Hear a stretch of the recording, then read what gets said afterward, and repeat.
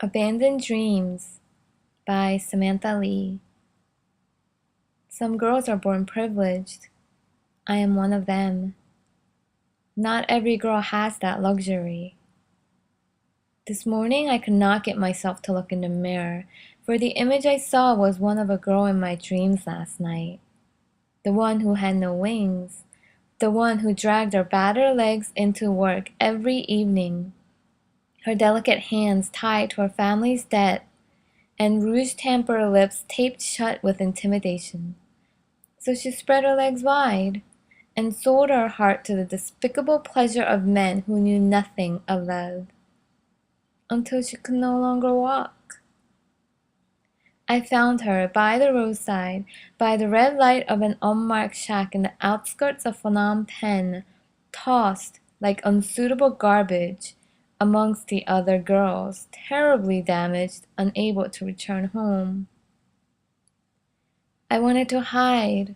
I started to run, but their cries followed me home, pleading to wake up with me to the beautiful sun rising over the tranquil waters of Lake Michigan.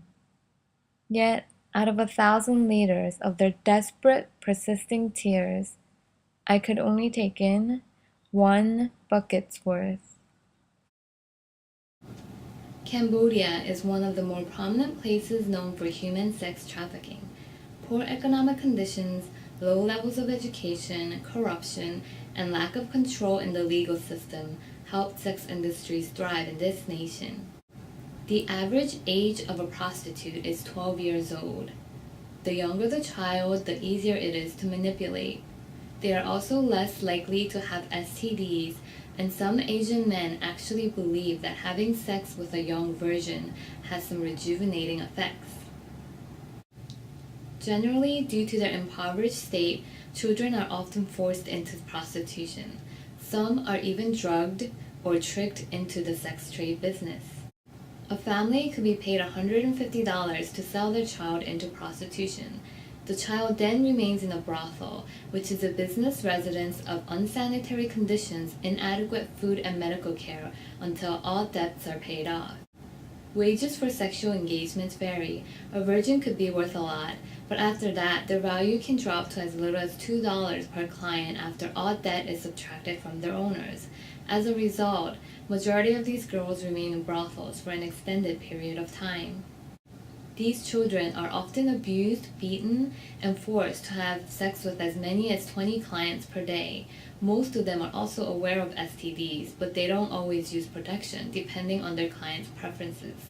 For children with little means to survive, pleasing their owners for daily survival is more important than thinking about long-term consequences.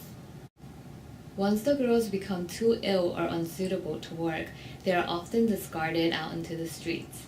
Some do not have homes to return to. Children of sex trafficking need a lot of emotional and physical healing. Society has stripped them of their childhood privileges and tainted the image of the male figure. However, they are not without hope. We can take social responsibility and embrace them as our own by supporting organizations that advocate for their cause. So I place their cries, their struggles, their futures in your hearts, but the decision is ultimately yours.